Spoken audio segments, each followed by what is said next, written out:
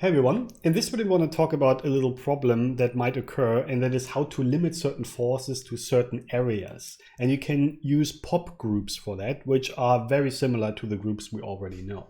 So what I have here is a simple setup, and the idea here is that we have particles that kind of, fly upwards. And then the idea is, okay, there's some kind of wind that obviously should only happen at the top, outside of those, bars or whatever you want to call them.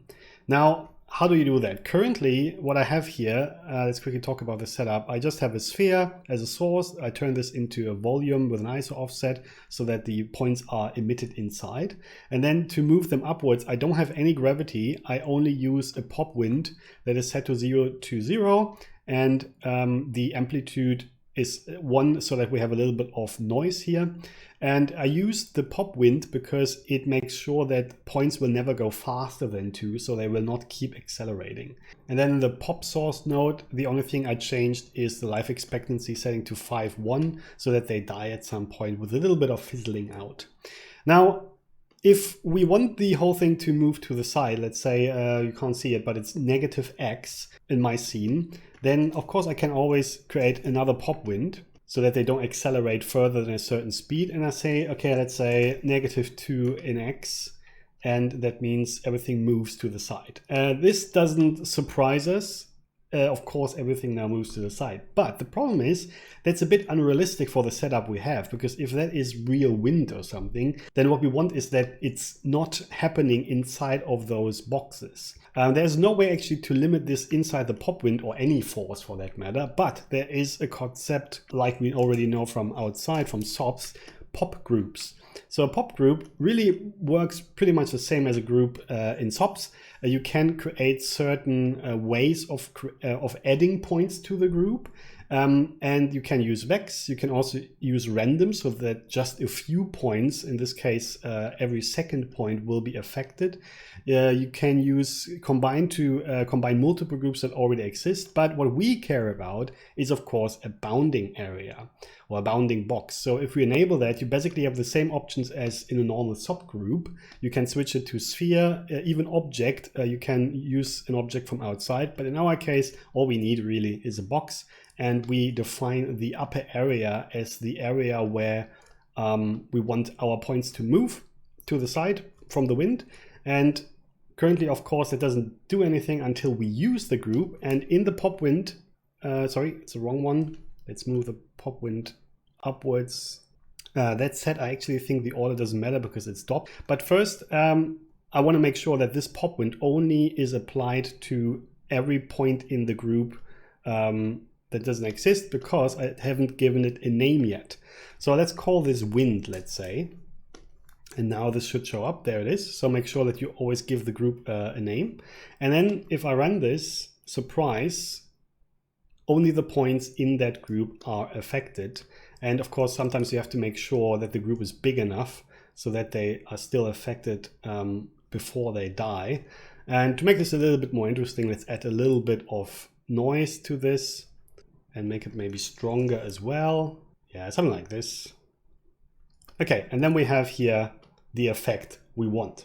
Now what I want to talk about now is that there are actually already groups that exist. For example, out of your pop source is always a group coming out, and you can find this under stream. And this has an expression called $OS, which means operator string, which means it's just the name of the node itself. And this is the name of the group. So a stream is just another word for group. And if we middle click, just like in SOPs, you can actually see a list of all the groups you have. And the stream source first input, because that's the name of our node, is a group that comes out of the pop source. And of course, wind is the group that we created down here.